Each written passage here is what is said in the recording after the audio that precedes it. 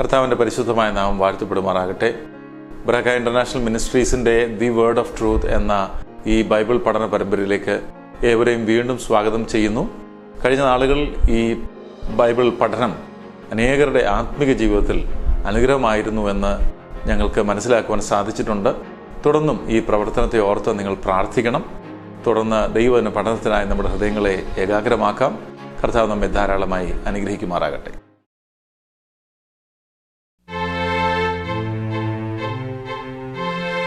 ബരാക്ക international മിനിസ്ട്രീസിന്റെ word of truth പ്രോഗ്രാമിലേക്ക് നിങ്ങൾ എല്ലാവരെയും സ്വാഗതം ചെയ്യുന്നു. കർത്താവ് യേശു ക്രിസ്തുവിന്റെ നാമത്തിലുള്ള സ്നേഹവന്ദനത്തെ അറിയിക്കുന്നു. നമ്മൾ യേശു കർത്താവിന്റെ പഠിപ്പിക്കലുകളെ കുറിച്ചാണ് ഇത്രയും ദിവസം കണ്ടുകൊണ്ടിരുന്നത്. നമ്മൾ 25-ാം അധ്യായത്തിലാണ് ഇപ്പോൾ ഉള്ളത്. കഴിഞ്ഞ ആഴ്ചയിൽ നമ്മൾ 10 കന്യകമാരുടെ ഉപമയെക്കുറിച്ചും ഒരുക്കത്തെക്കുറിച്ചും പഠിച്ചു. അതിനുശേഷം താലന്തുകൾ വിതരണം ചെയ്യുന്ന ഒരു മനുഷ്യനെ കുറിച്ച് കണ്ടു.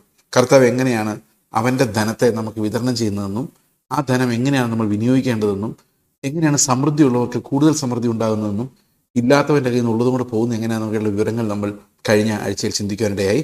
ഇന്ന് നമ്മൾ ഒരു കാര്യവും കൂടെ കർത്താവ് മനുഷ്യപുത്രൻ വരുമ്പോൾ സംഭവിക്കുന്നത് എന്ന രീതിയിൽ ആ ലാസ്റ്റ് ടൈം പ്രിപ്പറേഷന് വേണ്ടിയുള്ള ഒരു കഥ കൂടി നമുക്ക് ഇന്ന് കാണാനായിട്ടുണ്ട്.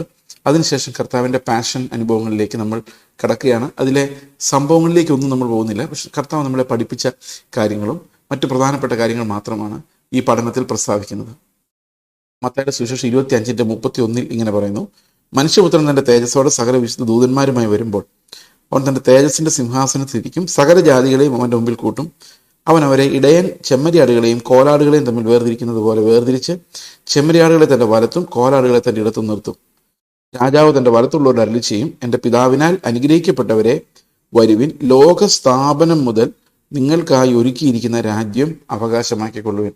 അപ്പോൾ ശരിക്കും പറഞ്ഞു കഴിഞ്ഞാൽ ഈ വലതുവശത്ത് നിൽക്കുന്ന ആടുകളോട് ഇങ്ങനെ പറയുന്നു: എൻ്റെ പിതാവിനാൽ അനുഗ്രഹിക്കപ്പെട്ടവരെ വരുവിൻ, ലോകസ്ഥാപനം മുതൽ നിങ്ങൾക്കായി ഒരുക്കിയിരിക്കുന്ന രാജ്യം അവകാശമാക്കിക്കൊള്ളുവിൻ. അത് കഴിഞ്ഞ് പറയാണ്: എനിക്ക് വിശന്നു, നിങ്ങൾ ഭക്ഷിപ്പാൻ തന്നു; ദാഹിച്ചു, നിങ്ങൾ കുടിപ്പാൻ തന്നു; ഞാൻ അതിഥിയായിരുന്നു, നിങ്ങൾ എന്നെ ചേർത്തുകൊണ്ടു; നഗ്നനായിരുന്നു, നിങ്ങൾ എന്നെ ഉടുപ്പിച്ചു; രോഗിയായിരുന്നു, നിങ്ങൾ എന്നെ കാണുവാൻ വന്നു; തടവിലായിരുന്നു, നിങ്ങൾ എൻ്റെ അടുക്കൽ വന്നു. അപ്പോൾ ഇതെല്ലാമാണ് റീസണായിട്ട് പറയുന്നത്. പക്ഷേ അത് തുടങ്ങുമ്പോൾ നമ്മൾ വായിക്കുന്നത് ഇങ്ങനെയാണ്: ലോകസ്ഥാപനം മുതൽ നിങ്ങൾക്കായി ഒരുക്കി വച്ചിരിക്കുന്ന, അതായത് നീതിമാന്മാർക്ക് വേണ്ടിയുള്ള അനുഗ്രഹിക്കപ്പെട്ട പിതാവിലാൻ അനുഗ്രഹിക്കപ്പെട്ടവരെ നിങ്ങൾക്കായി ഒരുക്കി വച്ചിരിക്കുന്ന, എന്ന് മുതൽ ഒരുക്കി വച്ചിരിക്കുന്നത്? ലോകസ്ഥാപനത്തിന് മുൻപേ ഒരുക്കി വച്ചിരിക്കുന്നത്. അപ്പോൾ ആ ഒരുക്കി വെച്ചിരിക്കുന്നതാണ് ആദ്യം നടക്കുന്നത്. എൻ്റെ പിതാവിനാൽ അനുഗ്രഹിക്കപ്പെട്ടവരെ വരുവിൻ. ആ അനുഗ്രഹിക്കപ്പെട്ട നിത്യമായ രാജ്യം ഒരുക്കി വെക്കപ്പെട്ടിട്ടുള്ള ആൾക്കാരാണ് ഈ സൽപ്രവൃത്തികൾ ചെയ്യുന്നത്. ഈ സൽപ്രവൃത്തികൾ ചെയ്യുന്നത് കൊണ്ടാണ് എന്ന് നമുക്ക് ഒരുപക്ഷെ തോന്നുമായിരിക്കാം. അങ്ങനെയല്ല. ഈ മുന്നൊരുക്കം, കർത്താവിൻ്റെ മുന്നറിവും തെരഞ്ഞെടുപ്പും, നമുക്ക് വേണ്ടിയുള്ള ആ നിത്യതയിൽ ഉള്ള ഒരുക്കവും എല്ലാമാണ് ആദ്യം നടക്കുന്നത്. അത് കർത്താവ് സൂചിപ്പിക്കുന്നത് ഇങ്ങനെയാണ്: എൻ്റെ പിതാവിനാൽ അനുഗ്രഹിക്കപ്പെട്ടവരെ വരുവിൻ, ലോകസ്ഥാപനം മുതൽ നിങ്ങൾക്കായി ഒരുക്കിയിരിക്കുന്ന രാജ്യം. അപ്പൊ ഇവർക്ക് വേണ്ടി തന്നെ ലോകസ്ഥാപനം മുതൽ ഒരു രാജ്യം ഒരുക്കി വെച്ചിട്ടുണ്ട്. അതായത് ഇവർ വിശക്കുന്നവർക്ക് ആഹാരം കൊടുക്കുന്നതിന് മുൻപ്, ഇവർ നഗ്നരായിരിക്കുന്നവർക്ക് വസ്ത്രം കൊടുക്കുന്നതിന് മുമ്പ് തന്നെ ഇവർക്ക് വേണ്ടി ഒരുക്കി വെച്ചിട്ടുള്ള ഒരു രാജ്യമുണ്ട്. ഇവരിതെല്ലാം ചെയ്യുന്നത് എന്തുകൊണ്ടാണെന്ന് വെച്ച് കഴിഞ്ഞാൽ അവർക്ക് ഈ ലോകമല്ലാത്തൊരു ലോകം എന്ന വാഗ്ദത്തം ഉള്ളത് കൊണ്ടാണ്. ഈ നിത്യമായ ജീവന്റെ വാഗ്ദത്തം ലഭിച്ചവർ ജീവിക്കുന്നത് മതം വെച്ചുകൊണ്ടല്ല, സ്നേഹം വെച്ചുകൊണ്ടാണ്. നമുക്ക് ഹൃദയത്തിൽ ആർദ്രതയില്ലാത്ത, കനിവില്ലാത്ത ആരും മതം എന്ന ഒരു പകരം വ്യവസ്ഥ കൊണ്ട് ദൈവത്തെ പ്രസാദിപ്പിക്കും എന്ന് വിചാരിക്കേണ്ട. പല ആൾക്കാർ വിചാരിക്കുന്നത് മതപരമായ നിഷ്ഠകളിൽ ഞാൻ കൃത്യമായിരുന്നാൽ ദൈവത്തിനോട് ഇഷ്ടം തോന്നുന്നതാണ്. പക്ഷേ യാഗത്തിലല്ല, കരുണയിലാണ് ദൈവം പ്രസാദിക്കുന്നത്. നമ്മളെ മുന്നൊരുക്കിയിരിക്കുന്നത് തന്നെ ലോകസ്ഥാപനം മുമ്പ് തന്നെ നമുക്കിതെല്ലാം ഒരുക്കി വെച്ചിരിക്കുന്നതിൻ്റെ കാരണം തന്നെ ഈ പ്രവൃത്തികൾ നമ്മളിൽ നിന്നുണ്ടാകാൻ വേണ്ടിയാണ്. പല ആളുകളും ചിന്തിക്കുന്നത് ഇത് പ്രവർത്തിച്ചിട്ട് വേണം സ്വർഗത്തിൽ പോകാൻ എന്നാണ്. പക്ഷെ അത് അങ്ങനെയല്ല എന്ന് നമ്മളിത് വായിക്കുമ്പോൾ മനസ്സിലാക്കാം. കാരണം രാജാവ് തൻ്റെ വലത്തുള്ളവരോട് അരുളി ചെയ്യും: എൻ്റെ പിതാവിനാൽ അനുഗ്രഹിക്കപ്പെട്ടവരെ വരുവിൻ, ലോകസ്ഥാപനം മുതൽ നിങ്ങൾക്കായി ഒരുക്കിയിരിക്കുന്ന രാജ്യം അവകാശമാക്കിക്കൊള്ളുവിൻ. കാരണം നമ്മുടെ ഓരോ പ്രവൃത്തികളും ശോധന ചെയ്യുമെന്ന് നമുക്കറിയാം. അവിടെ എല്ലാം ഈ ലോകസ്ഥാപനം മുതൽ നമുക്കായി ഒരുക്കപ്പെട്ടിരിക്കുന്ന രാജ്യത്തിലേക്ക് നമ്മളെ പ്രവേശിപ്പിക്കുന്ന രീതിയിലാണ് രക്ഷ നമ്മളിൽ പ്രവർത്തിക്കുന്നത്. ഓക്കെ, അപ്പോൾ നമ്മൾ എങ്ങനെയായിരിക്കും നമ്മുടെ രക്ഷയെ നമ്മൾ പ്രാവർത്തികമാക്കുന്നത്? ഒരു രക്ഷിക്കപ്പെട്ട ആൾ എങ്ങനെ തിരിച്ചറിയാം? അവൻ വിശക്കുന്നവനെ കണ്ട് ബൈപ്പാസ് ചെയ്ത് പോവുകയില്ല, രോഗിയായിരിക്കുന്നവനെ കണ്ടിട്ട് ആശ്വസിപ്പിക്കാതിരിക്കുകയില്ല. ഓക്കെ, അവൻ നഗ്നനായിരിക്കുന്നവരെ സംരക്ഷിക്കാതിരിക്കുകയില്ല. ഓക്കെ, അപ്പോൾ ഇങ്ങനെ നീതിമാന്മാർ ഇങ്ങനെയാണ് ഉണ്ടാകുന്നത്. മതം വഴിയല്ല ഉണ്ടാകുന്നത്, വ്യവസ്ഥകൾ അനുസരിച്ചിട്ടല്ല ഉണ്ടാകുന്നത്. കരുണയും ആർദ്രതയും സ്നേഹവും ഉള്ളിലുണ്ടായിട്ടാണ് ഒരു നീതിമാൻ ഉണ്ടാകുന്നത്. നമ്മൾ ലേഖനങ്ങൾ മുഴുവൻ വായിക്കുമ്പോൾ ഇത് കാണാൻ സാധിക്കുന്നതാണ്. അതായത് വിശുദ്ധീകരണത്തിന്റെ തികവിൽ സ്നേഹത്തിൽ നിറഞ്ഞ ഒരു മനുഷ്യനാണ് ക്രിസ്തുവിന്റെ ദാസൻ എന്ന് പറയുന്നത്. നമ്മൾ ഈ മതത്തെ സെപ്പറേറ്റ് ഒരു എൻറ്റിറ്റിയാക്കി മാറ്റി മതവ്യവസ്ഥകളിലൂടെയുള്ള ഒരു രക്ഷാപ്രവൃത്തിയെക്കുറിച്ചാണ് പലപ്പോഴും നമ്മൾ പറയുന്നത്. എന്നാൽ ഇവിടെ അത് അങ്ങനെയല്ല എന്ന് നമുക്ക് വളരെ വ്യക്തമായിട്ട് കാണാം. പക്ഷെ അപ്പോൾ നീതിമാന്മാർ ചോദിക്കുന്ന ഒരു ചോദ്യമുണ്ട്, ഇതൊക്കെ എപ്പോൾ സംഭവിച്ചു? ഇതൊന്നും ഞങ്ങളൊന്നും ചെയ്തിട്ടില്ലല്ലോ. കാരണം ഏത് നീതിമാനും അങ്ങനെ തോന്നുകയുള്ളൂ. കാരണം അവൻ ചെയ്ത ഒരു കാര്യമായിട്ട് അവന് തോന്നുകയില്ല. ഉദാഹരണത്തിന് അണ്ണാൻ മരം കയറ്റം മറക്കും എന്നൊക്കെ നമ്മൾ സാധാരണ ചോദിക്കുമല്ലോ. അണ്ണാൻ മരം കയറുന്ന അണ്ണാൻ വലിയ കാര്യമല്ല. അണ്ണാൻ മരം കയറുന്ന അവൻ്റെ സ്വഭാവമാണ്. ഞാൻ വലിയ കാര്യം ചെയ്തല്ലോ എന്ന് ആരെങ്കിലും പറഞ്ഞു കഴിഞ്ഞാൽ അണ്ണാൻ എന്ത് പറയും? എന്നാലും അണ്ണാൻ നീ ഇത്രയും വലിയ മരത്തിന് മുകളിൽ കയറിയല്ലോ എന്ന് ചോദിക്കാൻ അണ്ണാൻ എന്ത് പറയും? ഞാൻ എന്ത് ചെയ്തു? എനിക്കൊന്നും ചെയ്തതായിട്ട് തോന്നുന്നില്ല. കാരണം ഇറ്റ് ഈസ് നോർമൽ ലൈഫ്. ഈ നീതിമാന്മാർ പറഞ്ഞത് ഞങ്ങൾ അങ്ങനെ ചെയ്തതായിട്ട് ഒരു ഓർമ്മ ഞങ്ങൾക്കില്ല. ഞങ്ങൾ അങ്ങനെ, കാരണം that is not because of the religion. ഒരു മതം കാരണമല്ല അവരത് ചെയ്തത്, വ്യവസ്ഥകൾ കാരണമല്ല, അവരുടെ സ്വഭാവത്തിൽ നിന്ന് ചെയ്തതുകൊണ്ട് അവരിതിൻ്റെ ഒന്നും അക്കൗണ്ട് എടുത്തു വെച്ചിട്ടില്ല. അതായത് ഞാൻ ഇന്നത് ചെയ്തു, പാവപ്പെട്ടവർക്ക് തയ്യൽ മെഷീൻ കൊടുക്കുന്ന ഫോട്ടോ അവരെടുത്ത് വെച്ചിട്ടില്ല. കാരണം അതവരുടെ സ്നേഹം കൊണ്ട് ചെയ്തു പോയതാണ്. ഈ സ്നേഹം കൊണ്ട് ചെയ്തു പോകുന്നതിനൊന്നും കണക്കൊന്നുമില്ല. സ്നേഹം കൊണ്ടല്ലാതെ ജഡം കൊണ്ട് ചെയ്യുന്ന എല്ലാ പ്രവൃത്തികൾക്കും കണക്കുണ്ട്. ഇവരോട് കർത്താവ് ചോദിക്കും, ഇവർ പറഞ്ഞു ഞങ്ങൾ എപ്പോഴാണ് കർത്താവ് നിനക്ക് വേണ്ടി എന്തെങ്കിലും ചെയ്തതെന്നുള്ള ഒരു മറുചോദ്യമാണ് ഇവർ ചോദിക്കുന്നത്. They didn't register anything. ഇത് ഒരു നീതി, യഥാർത്ഥ നീതി നമ്മുടെ ഉള്ളിൽ പ്രൊഡ്യൂസ് ചെയ്ത് കഴിഞ്ഞാൽ നമ്മൾ ചെയ്യുന്ന ഒരു പ്രവൃത്തികളും രജിസ്റ്റർ ആകുന്നില്ല നമ്മുടെ മൈൻഡിൽ. എന്നാൽ സ്വർഗത്തിൽ ഇത് രജിസ്റ്റർ ആകുന്നുണ്ട്. ഈ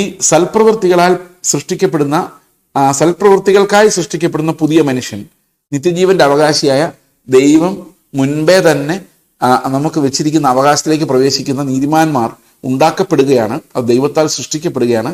അവർ നീതിമാന്മാരാണെന്നുള്ള കാര്യം അറിയില്ല എന്നുള്ളതാണ് നമ്മളുടെ വായിക്കുന്നത്. എപ്പോഴാണ് ഞങ്ങൾ ഇത് നിന്റെ അടുക്കൽ വന്നതെന്നൊക്കെ ചോദിക്കും. ഇപ്പൊ രാജാവ് പറയും, എൻ്റെ ഏറ്റവും ചെറിയ സഹോദരന്മാരിൽ ഒരുത്തന് നിങ്ങൾ ചെയ്തിടത്തോളം എല്ലാം എനിക്ക് തന്നെയാണ് ചെയ്തത്. അപ്പൊ ശരിക്കും പറഞ്ഞു കഴിഞ്ഞാൽ കർത്താവിനുള്ള വിശ്വാസം, കർത്താവ് നമ്മളെ തെരഞ്ഞെടുത്തു എന്നുള്ള സത്യം, നമുക്ക് നിത്യമായ വാഗ്ദത്വം ഉണ്ടെന്നുള്ള വെളിപ്പാട് എല്ലാം വെളിയിൽ വരേണ്ടത് എത്രമാത്രം നിങ്ങൾ മതത്തിൽ തീഷ്ണതയുള്ള ആളാണ് എന്നുള്ള രീതിയിലല്ല, എത്രമാത്രം നിങ്ങൾ കരുണയുള്ളവരായി, സ്നേഹമുള്ളവരായി, ക്ഷമിക്കുന്നവരായി, ദൈവിക സ്വഭാവമുള്ളവരായി മാറി എന്നുള്ളതിലാണ് നമ്മുടെ ആത്മീയത ഇരിക്കുന്നത്. ഇന്ന് മിക്കവാറും എല്ലായിടത്തും ആത്മീയത is interpreted as A form of religiosity. Spirituality is A function of religiosity. പക്ഷേ നമ്മൾ മനസ്സിലാക്കേണ്ട ഒരു പ്രധാനപ്പെട്ട കാര്യം, സ്പിരിച്വാലിറ്റി ഒരു റിലീജിയോസിറ്റിയുടെ ഫങ്ഷൻ അല്ല, അതിൻ്റെ ഒരു ഭാഗമല്ല. ഒരു സ്പിരിച്വാലിറ്റി എന്ന് പറയുന്നത് നമ്മുടെ ക്യാരക്ടർ, നമ്മുടെ പുതിയ സ്വഭാവത്തിൻ്റെ ഒരു ഫങ്ഷനാണ്. ആ സ്വഭാവത്തിലാണ് ഈ ആത്മീയത നിലനിൽക്കുന്നത്, ആത്മീയത തെളിയിക്കപ്പെടുന്നത്. അതുപോലെ തന്നെ ഇടതു വശത്തുള്ളവരോട് പറയും, ശപിക്കപ്പെട്ടവരെ എന്നെ വിട്ട് പിശാചിനും അവൻ്റെ ദൂതന്മാർക്കും ഒരുക്കിയിരിക്കുന്ന നിത്യാഗ്നിയിലേക്ക് പോകുകയും. അപ്പൊ ഇവിടെ ശരിക്കും ഇവർക്ക് വേണ്ടി ഒരുക്കി, അതായത് ചില ആൾക്കാർ ഡബിൾ പ്രിഡെസ്റ്റിനേഷൻ എന്ന് പറഞ്ഞിട്ട് ചില ആൾക്കാരെ നരകത്തിലേക്ക് വിടുന്നു എന്നുള്ള രീതിയിൽ സംസാരിക്കുന്നുണ്ട്. അങ്ങനെയല്ല. നരകം ഒരുക്കി വെച്ചിരിക്കുന്ന പിശാചിന് വേണ്ടിയാണ്, അവൻ്റെ ദൂതന്മാർക്ക് വേണ്ടിയാണ്. എന്നാൽ സ്വർഗം ഒരുക്കി വെച്ചിരിക്കുന്നവൻ്റെ വൃതന്മാർക്ക് വേണ്ടിയാണ്. എന്നാൽ നരകം ഒരുക്കിയിരിക്കുന്നതിൻ്റെ മെയിൻ ഉദ്ദേശം മനുഷ്യനല്ല, അത് പിശാചാണ്. സാത്താനുള്ളതാണ് അഗ്നി നരകം എന്ന് പറയുന്നത്. നിത്യമായ അഗ്നി നരകം എന്ന് പറയുന്നത് സാത്താനും അവൻ്റെ ദൂതന്മാർക്കും ഉള്ളതാണ് എന്ന് കർത്താവ് വ്യക്തമാക്കുന്നുണ്ട്. അപ്പോൾ ശരിക്കും പറഞ്ഞു കഴിഞ്ഞാൽ ദൈവത്താൽ മാത്രമേ നമുക്ക് സ്നേഹിക്കാൻ സാധിക്കുകയുള്ളൂ. ക്രിസ്തു നമ്മുടെ ഹൃദയത്തിൽ വരുമ്പോൾ ഉണ്ടാകുന്ന പരിവർത്തനത്താൽ മാത്രമാണ് ഒരു മനുഷ്യന് റിയലി സ്നേഹം ഉളവാക്കാൻ സാധിക്കുന്നത്. വേറെ ഒരു രീതിയിലും അവൻ്റെ ഹൃദയത്തിൽ സ്നേഹം ഉണ്ടാവുകയില്ല. എന്നാൽ ഈ വെറുപ്പ്, അതാണ് സ്വാഭാവികമായും ഒരു മനുഷ്യൻ്റെ ഭാവം. സ്വയം സ്നേഹം, സ്വന്തം അവനവനോടുള്ള സ്നേഹത്തിൽ നിന്നാണ് മറ്റുള്ളവരോടുള്ള വെറുപ്പിലേക്ക് അവൻ പോകുന്നത്. അപ്പോൾ ഈ ഒരു വെറുപ്പ് അവൻ്റെ ഹൃദയത്തിൽ ഉണ്ടാകുമ്പോൾ നമ്മളത് വളരെ നിസ്സാരമായിട്ട് പലപ്പോഴും ആളുകൾ കാണുന്നു. എനിക്ക് അവൻ ഇഷ്ടമില്ല ബ്രദറെ, എനിക്ക് അവനോട് ഒത്തുപോകാൻ പറ്റത്തില്ല എന്നൊക്കെ പറയുമ്പം നമ്മൾ ദൈവത്തെ നിഷേധിക്കുകയാണ് ചെയ്യുന്നത്. ദൈവത്തിൻ്റെ ജീവനെ, കർത്താവിൻ്റെ ജീവനെ നിഷേധിക്കുകയാണ് ചെയ്യുന്നത്. എത്രയോ പ്രാവശ്യം നമ്മൾ കർത്താവിനോട് ഇങ്ങനെ റിബല്യൻ, മനുഷ്യരെ സ്നേഹിക്കാൻ പറ്റാത്ത റിബല്യനിലായിട്ടുണ്ട്. ഇവിടെ പറയുന്നത് സാത്താനും അവൻ്റെ ദൂതന്മാർക്കുള്ള നിത്യ അഗ്നിയിലേക്ക് പോകുവിൻ എന്നാണ്. അവിടെ എനിക്ക് വിശന്നു, നിങ്ങൾ ഭക്ഷിപ്പാൻ തന്നില്ല, ദാഹിച്ചു, നിങ്ങൾ കുടിപ്പാൻ തന്നില്ല, അതിഥിയായിരുന്നു, നിങ്ങൾ എന്നെ ചേർത്ത് കൊണ്ടില്ല, നഗ്നനായിരുന്നു, നിങ്ങൾ ഉടുപ്പിച്ചില്ല, ഇങ്ങനെയുള്ള കാര്യങ്ങളാണ് പറയുന്നത്. അപ്പം എല്ലാം ചാരിറ്റിയാണെന്ന് നമുക്ക് തോന്നാം. ഒറ്റയർത്ഥത്തിൽ നമ്മൾ ഇന്ന് കാണുന്ന ഒരു ചാരിറ്റി ഉണ്ടല്ലോ, അതായത് പുസ്തക വിതരണം, വസ്ത്ര വിതരണം, കാശ് വിതരണം, വീട് വെച്ച് കൊടുക്കൽ, ഇങ്ങനെയുള്ള ചാരിറ്റിയാണ് കർത്താവ് ഉദ്ദേശിക്കുന്നതെന്നാണ് പല വിഭാഗങ്ങളും ചിന്തിക്കുന്നത്. ശരിക്കും കർത്താവ് ഉദ്ദേശിക്കുന്ന ചാരിറ്റി അല്ല, ദരിദ്രന്മാർക്ക് കൊടുക്കുന്ന ആ വ്യവസ്ഥയുമല്ല. ഇന്ന് പലപ്പോഴും അങ്ങനെ നമുക്ക് ചിന്തിക്കാൻ പറ്റുന്നുള്ളൂ. കാരണം ജീവനിൽ നിന്നല്ല ഇന്ന് ആശയങ്ങൾ ഉണ്ടാകുന്നത്. ആളുകൾ മതപരമായും സാമൂഹ്യപരമായും നൈതികമായുമുള്ള ആശയങ്ങളെ ഉണ്ടാക്കിയെടുത്തിട്ട് അതനുസരിച്ച് ജീവിക്കാൻ ശ്രമിക്കുകയാണ്. എന്നാൽ ശരിക്കും ഇതൊന്നുമല്ല ക്രിസ്ത്യ ജീവിതം. ക്രിസ്ത്യ ജീവിതം എന്ന് പറയുന്നത് ക്രിസ്തു നമ്മുടെ ഉള്ളിൽ വസിക്കുന്നതാണ്. അത് വളരെ ലളിതമാണ്. ഒരാശയങ്ങളുടെയും ആവശ്യമില്ല, ഒരു ആവിഷ്കാരത്തിന്റെയും ആവശ്യമില്ല. ശരിക്കും നൈതികമായ ഒരു കാഴ്ചപ്പാട് ഇന്ന് ജനങ്ങൾക്ക് ആളുകൾ കൊടുക്കുന്നത് ഇങ്ങനെയാണ്: നിങ്ങൾ പാവങ്ങളെ സഹായിക്കണം, അങ്ങനെ ചെയ്യണം, നിങ്ങൾ രോഗികൾക്ക് കുറച്ച് പണം സംഘടിപ്പിക്കാൻ വേണ്ടി ആൾക്കാർ പണം റൈസ് ചെയ്യുന്നു. ഇങ്ങനെയുള്ള ചാരിറ്റി അല്ല കർത്താവ് ഉദ്ദേശിക്കുന്നത്. അതെങ്ങനെയാണെന്ന് ചോദിച്ചു കഴിഞ്ഞാൽ, ഈ താഴോട്ട് വരുമ്പോൾ യേശു 26-ാം അധ്യായത്തിലേക്ക് വരുമ്പോൾ, യേശു ബഥാനിയയിൽ കുഷ്ഠരോഗിയായിരുന്ന ശീമോന്റെ വീട്ടിലിരിക്കുമ്പോൾ ഒരു സ്ത്രീ വിലയേറിയ പരിമള തൈലം നിറഞ്ഞൊരു വെൺകൽഭരണിയുമായിട്ട് വന്ന കാര്യം പറയുന്നുണ്ട്. ഇത് അടുത്ത അധ്യായത്തിലാണ്, നമ്മളത് തുടർന്ന് കാണുന്നതായിരിക്കും. അവിടെ കർത്താവ് പറയുന്നൊരു വാക്യമുണ്ട്: ദരിദ്രർ നിങ്ങൾക്ക് എല്ലായ്പ്പോഴും അടുക്കലുണ്ട്, എന്നാൽ ഞാൻ എല്ലായ്പ്പോഴും നിങ്ങളുടെ അടുക്കലില്ല. അപ്പോൾ ദരിദ്രരെ ദൈവം നമുക്ക് ഏൽപ്പിച്ചു തന്നിരിക്കുന്നതായിട്ട് അവിടെ കാണാൻ സാധിക്കുന്നുണ്ട്. പക്ഷെ അവിടെയും ഇത് ദരിദ്രർക്ക് കൊടുക്കാമല്ലോ എന്ന് യൂദാ ഇസ്കരിയോത്ത പറഞ്ഞപ്പോൾ കർത്താവ് അത് അംഗീകരിക്കുന്നില്ല. ഓക്കെ, അപ്പോൾ ശിഷ്യന്മാരത് കേട്ടിട്ട് മുഷിഞ്ഞു. 8-ാം വാക്യത്തിൽ പറയുന്നത്, ശിഷ്യന്മാരത് കേട്ടിട്ട് മുഷിഞ്ഞു. ഈ വെറും ചില വെന്തിന് ഇത് വളരെ വിലക്ക് വിറ്റ് ദരിദ്രർക്ക് കൊടുക്കാമായിരുന്നല്ലോ എന്ന് പറഞ്ഞു. അപ്പോൾ ദരിദ്രർക്ക് കൊടുക്കുന്ന ആ ഒരു ചാരിറ്റി ഗിവിങ്ങിനെയും കർത്താവ് അനുകൂലിക്കുന്നില്ല. ദരിദ്രർ നിങ്ങളുടെ കൂടെ ഉണ്ട്, അവരെ നിങ്ങൾ നോക്കണം, പക്ഷെ not as an organized charity. ഇത് നമ്മളിൽ നിന്നൊഴുകുന്ന സ്നേഹത്തിന്റെ ഫലമായിട്ടുണ്ടാകണം. ഉദാഹരണത്തിന്, ഒരു അനാഥനായ ഒരു കുട്ടിയെ നിങ്ങൾ കാണുന്നു, അല്ലെങ്കിൽ വയ്യാത്ത ഒരു അമ്മൂമ്മയെ അല്ല അപ്പൂപ്പനെ നിങ്ങൾ കാണുന്നു. നിങ്ങൾ ഉടനെ ചിന്തിക്കേണ്ടത് എങ്ങനെ ഈ ആളെ സഹായിക്കാമെന്നാണ്. അല്ലാതെ ഞാൻ ഉടനെ ഒരു വയോജന കേന്ദ്രം തുടങ്ങുന്നതിനെ കുറിച്ചല്ല ആലോചിക്കേണ്ടത്. ഇൻസ്റ്റിറ്റ്യൂഷണലൈസ്ഡ് ചാരിറ്റി അല്ല കർത്താവ് ഉദ്ദേശിക്കുന്നത്. നമ്മളിൽ നിന്ന് കവിഞ്ഞൊഴുകുന്ന സ്നേഹമാണ്. പണ്ടൊരാൾ എന്നോട് പറഞ്ഞു, എനിക്കൊരു ഓൾഡ് ഏജ് ഹോം തുടങ്ങണമെന്ന് ആഗ്രഹമുണ്ട്. അപ്പോൾ ഞാൻ ചോദിച്ചു, നിങ്ങളുടെ വീട്ടിൽ ഇപ്പോൾ എത്ര പാവപ്പെട്ട ഒരു വൃദ്ധകളായ ആൾക്കാരുണ്ട്, വാർദ്ധക്യത്തിരിക്കുന്ന എത്ര പേരുണ്ടെന്ന് ചോദിച്ചപ്പോൾ അവിടെ ആരുമില്ല. അപ്പോൾ ഞാൻ പറഞ്ഞു, നിങ്ങൾക്ക് ആ വിളിയില്ല. വിളി ഉണ്ടായിരുന്നെങ്കിൽ നിങ്ങളുടെ വീട്ടിൽ അവരുണ്ടാകുമായിരുന്നു. അതാണ് വിളി എന്ന് പറയുന്നത്. അതാണ് കോളിങ്, അതാണ് സ്നേഹം. അതല്ലാതെ ഒരു ഓർഗനൈസേഷൻ ഉണ്ടാക്കി അതിനകത്ത് കുറച്ച് ആൾക്കാരെ താമസിപ്പിച്ച് അതിൻ്റെ ഒരു മാനേജറെ വെച്ച്, ഇത് ശരിക്കും കർത്താവ് പറയുന്ന ആ സ്നേഹത്തിന്റെ പ്രതിഫലനമല്ല. നമ്മൾ ഇടങ്കൈ വലങ്കൈ അറിയാതെ, നമ്മൾ പോലും അറിയാതെ, നമ്മുടെ ജഡത്തിൽ പോലും ഒരു കണക്ക് വെക്കാതെ, നമ്മുടെ സ്നേഹത്തിന്റെ ബഹിർസ്ഫുരണമായി, അതിൻ്റെ ആവിഷ്കാരമായി നമ്മൾ വഴിയെ പോകുമ്പോൾ, കാണുമ്പോൾ, കണ്ടുമുട്ടുമ്പോഴെല്ലാം നമ്മൾ ഇന്ന് ഒഴുകുന്ന സ്നേഹത്തിന്റെ ഫലമായി ഉണ്ടാകുന്ന അനുസരണം. അതാണ് നിത്യജീവനിലേക്ക് നമ്മളെ ആ നിത്യജീവനെ കാണിച്ചു തരുന്ന ദൈവിക സ്വഭാവത്തിൽ നിന്ന് വരുന്ന അനുസരണം. ഇവിടെ പറയുന്നത് 45-ാം വാക്യം 25-45 പറയുന്നു: ഏറ്റവും ചെറിയവരിൽ ഒരുത്തന് നിങ്ങൾ ചെയ്തിടത്തോളം എല്ലാം എനിക്കാകുന്നു, ചെയ്യാത്തിടത്തോളം എല്ലാം എനിക്കാകുന്നു ചെയ്യാഞ്ഞത് എന്ന് ഞാൻ സത്യമായിട്ട് നിങ്ങളോട് പറയുന്ന ഉത്തരം പറയും. ഇവർ നിത്യദണ്ഡനത്തിലേക്കും നീതിമാന്മാർ നിത്യജീവനിലേക്കും പോകും. അപ്പം സുവിശേഷങ്ങൾ വായിച്ചു നോക്കുമ്പോൾ, നമ്മൾ ഇത്രയും നേരം മത്തായിയുടെ സുവിശേഷം പഠിച്ചപ്പോൾ നമുക്ക് മനസ്സിലായ ഒരു പ്രധാനപ്പെട്ട കാര്യം എന്ന് പറയുന്നത്, കർത്താവ് ഏറ്റവും കൂടുതൽ വിലമതിക്കുന്നത് നാം എങ്ങനെയാണ് നമ്മുടെ ചുറ്റുമുള്ള സഹോദരങ്ങളോട് ഇടപെടുന്നത് എന്നുള്ള വിഷയമാണ്. അതാണ് ഏറ്റവും പ്രധാനമായിട്ടും കർത്താവ് ചിന്തിക്കുന്നത്. വേറെ ഒന്നിനെ കുറിച്ചും കർത്താവ് അത്ര കാര്യമാക്കുന്നില്ല എന്ന് നമുക്ക് കാണാം. ശരിക്കും സ്നേഹം എന്ന ഫലം, സ്നേഹത്തിൽ വേരൂന്നുകയും ആ വേരൂന്നി കർത്താവിൽ നമ്മൾ പ്രാപിച്ചത് ഫലം പുറപ്പെടുവിച്ച് വരുന്നുണ്ടോ എന്നുള്ളതാണ് കർത്താവ് അവസാനമായിട്ട് ഈ ജനങ്ങളെ പഠിപ്പിക്കുന്ന കാര്യം. അതായത് ഓർഗനൈസ്ഡ് ടീച്ചിങ്സിൽ ലാസ്റ്റ് വരുന്ന കാര്യമാണിത്. അതിനുശേഷമാണ് ഈ ഉപമയും കൂടെ ചേർന്ന് കഴിയും. അതായത് ഈ ഒരു കാര്യവും അതിന് ശേഷം ഈ സ്ത്രീ വന്ന് പരിമള തൈലം പൂശുന്ന ആ ഒരു കഥയോട് കൂടി കർത്താവിൻ്റെ ടീച്ചിങ്സ് മത്തായിയുടെ സുവിശേഷത്തെ സംബന്ധിച്ച് അവസാനിക്കുകയാണ്. അതിനുശേഷം കർത്താവിൻ്റെ പാഷൻ നറേറ്റീവ്സിലോട്ട് കടന്നു പോകുന്നതാണ് നമ്മൾ കാണുന്നത്. ഇവിടെ കർത്താവ് പറയുന്നത്, എന്ത് വിശ്വാസം നിങ്ങൾ പറഞ്ഞാലും, എത്ര മതപരമായി നിങ്ങൾ നിഷ്ഠയുള്ളവരായാലും, ന്യായപ്രമാണത്തിൽ നിന്നുള്ള ദൈവം പ്രതീക്ഷിക്കുന്നത് നന്മയും കരുണയും സ്നേഹവുമാണ്. അതിലോട്ടെത്താത്ത എല്ലാ മതങ്ങളും ദൈവത്തിന് വെറുപ്പാണ്. നിങ്ങൾ എല്ലാ ആചാരങ്ങളും കൃത്യമായി ചെയ്യുകയും വിശക്കുന്നവന് ആഹാരം കൊടുക്കാനുള്ള ആർദ്രത നിങ്ങളുടെ ഉള്ളിൽ ഉണ്ടാവാതിരിക്കുകയും ചെയ്താൽ നിങ്ങൾ ദൈവത്തിന്റെ മക്കളല്ല എന്ന് തന്നെയാണ് കർത്താവ് പറയുന്നത്. അതായത് ഈ യേശുക്രിസ്തുവിന്റെ മതം, അങ്ങനെ മതം കർത്താവിന് ഇല്ലെന്ന് നമുക്കറിയാം. യേശുക്രിസ്തുവിന്റെ മതം എന്ന് നമ്മൾ പറയുകയാണെങ്കിൽ ഇതാണ്, അത് സ്നേഹമാണ്, കരുണയാണ്, ജീവനാണ്, പ്രത്യാശയാണ്, നിത്യമായി കർത്താവിൻ്റെ കൂടെ വസിക്കാമെന്നുള്ള ആഗ്രഹമാണ്. ഇതിനകത്ത് മതപരമായി ഒന്നുമില്ല. നിങ്ങൾ ശ്രദ്ധിച്ചിട്ടുണ്ട്, ക്രിസ്ത്യാനിറ്റിയിലാണ് മതപരമായി യാതൊരു വ്യവസ്ഥകളും ഇല്ലാത്ത ഒരേ ഒരു വിശ്വാസം. നിങ്ങൾ എത്ര മണിക്ക് എഴുന്നേൽക്കണമെന്നോ, എത്ര നേരം പ്രാർത്ഥിക്കണമെന്നോ, ഏത് വസ്ത്രം ധരിക്കണമെന്നോ, എന്താഹാരം കഴിക്കണമെന്നോ ഒന്നും പറയാത്ത ഒരു നീതി. നിങ്ങൾ ഓരോ ജീവിതവും നിങ്ങൾക്ക് സ്വയമേ ജീവിക്കാൻ പറ്റുന്ന, എന്നാൽ ക്രിസ്തുവിന്റെ സ്വഭാവമുള്ളവരായി നമ്മളെ മാറ്റുന്ന, മതപരമായ നിഷ്ഠകളുടെ നിയന്ത്രണങ്ങൾ നമ്മളിൽ അടിച്ചേൽപ്പിക്കാത്ത ഒരു നീതി. ഇത് ഭയങ്കര മനോഹരമായ ഒരു കാര്യമാണ്. പക്ഷെ മനുഷ്യർക്ക് ഇത് പറ്റില്ല. പണ്ടെങ്ങാണ്ട് കാറൽ മാർക്സ് ആണെന്ന് തോന്നുന്നു പറഞ്ഞു, ആരാന്ന് എനിക്ക് ഓർമ്മയില്ല. Man is incurably religious. അദ്ദേഹം അല്ല, വേറെ ആരാന്ന് തോന്നുന്നു, എനിക്ക് അത്ര കൃത്യമായിട്ട് ഓർക്കാൻ പറ്റുന്നില്ല. ഒരു മനുഷ്യൻ എത്ര ചികിത്സിച്ചാലും മാറാത്ത രീതിയിൽ മതത്തിനടിമയാണ്. മതത്തിന്റെ ലക്ഷണങ്ങൾ ഞാൻ നിങ്ങളോട് പറയാം. മതത്തിന്റെ വികലമായ ലക്ഷണങ്ങൾ. ഒന്ന്, മതത്തിന്റെ ആൾക്കാരുടെ ഭയങ്കരമായ ബഹുമാനം തോന്നുക, മറ്റുള്ളവരുടെ മുകളിൽ അവരെ കാണുക. ഉദാഹരണത്തിന്, നിങ്ങളൊരു ഒരു ചടങ്ങിന് സംബന്ധിക്കുമ്പോൾ ഒരു മതപരമായ ഒരാളാണ് നിങ്ങൾ, മതത്തിൽ ഒരു നേതാവാണെങ്കിൽ നിങ്ങൾക്കുള്ള സ്പെഷ്യൽ ഫുഡ്, മീൻ വറുത്തത്, അത് നിങ്ങൾക്കുള്ളതായിരിക്കും, ബാക്കിയുള്ളവർക്ക് അത് കിട്ടത്തില്ല. You are regard as someone special.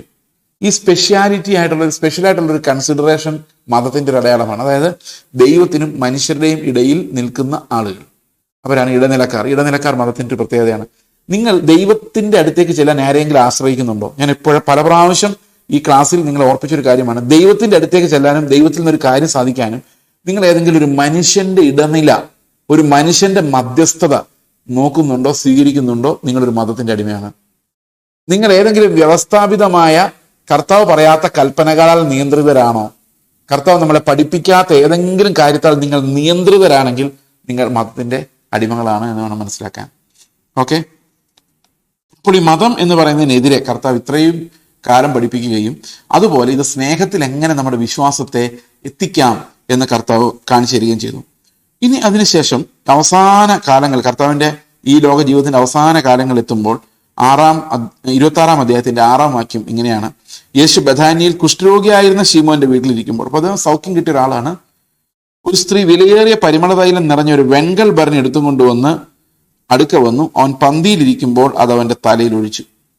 ഈ വെങ്കൽ ഭരണി എന്ന് പറഞ്ഞിരിക്കുന്നതിന്റെ കാര്യം, ഇത് ആ വെങ്കൽ ഭരണി എടുത്ത് നമ്മൾ ലൂക്കോസിന്റെ സുവിശേഷത്തിൽ വായിക്കുമ്പോൾ അത് പൊട്ടിച്ചു എന്ന രീതിയിലാണ് എഴുതിയിരിക്കുന്നത്. അതായത് ആ ഭരണി മുകളറ്റം തകർത്തിട്ട് പിന്നെ ഉപയോഗിക്കാൻ പറ്റാത്ത രീതിയിൽ അതിനെ പൊട്ടിച്ചിട്ടാണ് ഈ കർത്താവിന്റെ തലയിൽ അത് ഒഴിക്കുന്നത്.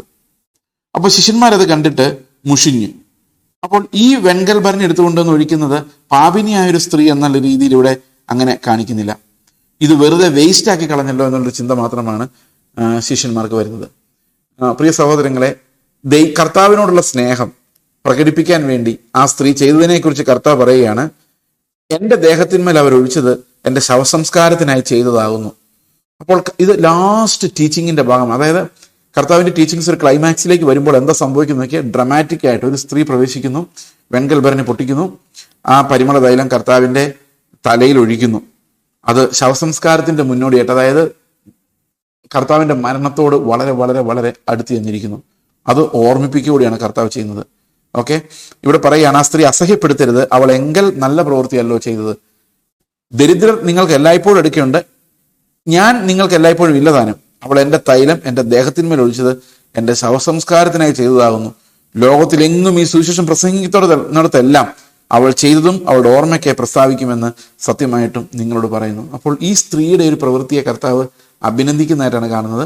ലൂക്കോസിന്റെ സുവിശേഷത്തിൽ വായിക്കുമ്പോൾ അത് കുറച്ചുകൂടെ വിശദമായിട്ട് ആ സ്ത്രീയുടെ ബാക്ക്ഗ്രൗണ്ടുകളെ കുറിച്ചും കൂടെ പറയുന്നുണ്ട്. അവിടെ എത്ര വലിയ വിലയാണ് ഈ സ്ത്രീ കൊടുത്തത്, തൻ്റെ ജീവിതകാലത്തെ സമ്പാദ്യം മുഴുവൻ കർത്താവിന് വേണ്ടി നഷ്ടപ്പെടുത്തി കളഞ്ഞതായിട്ട് അവിടെ കാണുന്നുണ്ട്. ഈ വെങ്കൽ ഭരണിയെക്കുറിച്ച് അവിടെ പറയുന്നത്, നമ്മൾ മനസ്സിലാക്കുന്നത്, ഈ വെങ്കൽ ഭരണിക്ക് അകത്തുള്ള ആ അമൂല്യമായ സുഗന്ധദ്രവ്യം ഇത് പൊട്ടിക്കാതെ വെളിയിൽ വരില്ല. പൊട്ടിച്ചാൽ മാത്രമേ വെളിയിൽ വരികയുള്ളൂ. അപ്പം നമ്മുടെ ജീവിതത്തിൽ പലപ്പോഴും നമ്മുടെ ഹൃദയത്തിൽ ക്രിസ്തു ജീവിക്കുമ്പോൾ തന്നെ ആ ജീവൻ വെളിയിലേക്ക് വരാത്തതിന്റെ കാരണം നമ്മുടെ തടിച്ച ഹൃദയങ്ങളാണ്, പഴയകാല സ്വഭാവങ്ങളാണ്. ഈ സ്വഭാവങ്ങൾ കൊണ്ട് കർത്താവ് നമ്മുടെ അകത്ത് വന്നിരിക്കുന്ന ജീവൻ വെളിയിലേക്ക് വരികയില്ല. അപ്പൊ പല സമയത്തും പല ബ്രേക്കിംഗ്, പല പ്രാവശ്യം നമ്മൾ ഉടയ്ക്കപ്പെട്ടും തകർക്കപ്പെട്ടും നമ്മുടെ പുറമേയുള്ള മനുഷ്യനെ പൊളിച്ചിട്ടാണ് കർത്താവ് ജീവന്റെ പരിമളത്തെ വേറൊരാളിലേക്ക് പകർത്തുന്നത്. പ്രിയ സഹോദരങ്ങളെ, എത്രമാത്രം കഷ്ടങ്ങളോട് നമ്മൾ പോയാലും അതിന് അകത്ത് ആ ഒരു ഔട്ടർ ബോഡിയെ തകർത്ത് അതിനകത്ത് നിന്ന് പരിമളത്തെ വെളിയിലോട്ട് കൊണ്ടുവരാൻ കർത്താവിന് സാധിക്കും. യേശു ക്രിസ്തുവിന്റെ ജീവൻ അങ്ങനെയാണ്. അത് നമ്മൾ തകരുമ്പോൾ കർത്താവിന്റെ ജീവന്റെ പ്രസാദം ആണ് വെളിയിലേക്ക് വരുന്നത്, സുഗന്ധമാണ് വെളിയിലേക്ക് വരുന്നത്. ആ വെങ്കൽ ഭരണി അവിടെ പൊട്ടുമ്പോൾ അവിടെ ഭയങ്കരമായ സുഗന്ധം വ്യാപിച്ചിട്ടുണ്ടാകും. ആ തൈലത്തിന്റെ സുഗന്ധം അത് കർത്താവിന്റെ തലയിൽ ഒഴിക്കുമ്പോൾ അവിടെ വലിയൊരു പരിമളം, അതായത് എന്താണോ പൊതിഞ്ഞു കെട്ടി സൂക്ഷിക്കുന്നത്, നമ്മുടെ ഹൃദയത്തെ എന്താണോ കഠിനമാക്കി വെച്ചിരിക്കുന്നത്, അത് തകരുമ്പോഴാണ് അകത്തുള്ള പരിമളം വെളിയിലേക്ക് വരുന്നത്. നമ്മൾ തകർക്കപ്പെടാതെ ഒരിക്കലും കർത്താവ് നമ്മളെ ഉപയോഗിക്കുന്നില്ല എന്ന് വേദപുസ്തകം നമ്മളെ പഠിപ്പിക്കുന്നുണ്ട്. ഏത് മനുഷ്യനെ നോക്കിയാലും അവൻ തകർക്കപ്പെടാതെ ഉപയോഗിക്കപ്പെട്ടു എന്ന് പറയാൻ സാധിക്കില്ല. എല്ലാ മനുഷ്യരും ഏതെങ്കിലും തരത്തിൽ ബ്രോക്കൺ ആകാതെ കർത്താവിൻ്റെ അടുത്തേക്ക് വരികയില്ല. കാരണം നമ്മുടെ തന്നെ സ്വഭാവം ഒരിക്കലും ദൈവത്തിന് അനുകൂലമല്ല. നമുക്കൊരിക്കലും ദൈവത്തെ അങ്ങനെ സ്നേഹിക്കാനും സാധിക്കില്ല. അതുകൊണ്ട് പല സമയത്തും കർത്താവിൻ്റെ ആ സ്വഭാവം നമ്മൾ അനുഭവിക്കണമെങ്കിൽ, കർത്താവിൻ്റെ സ്വഭാവത്തിലേക്ക് നമ്മൾ കടന്നു ചെല്ലണമെങ്കിൽ നമ്മുടെ പഴയ സ്വഭാവം തകരണം. നമ്മളായിട്ട് അതിനെ തകർക്കുകയൊന്നുമില്ല.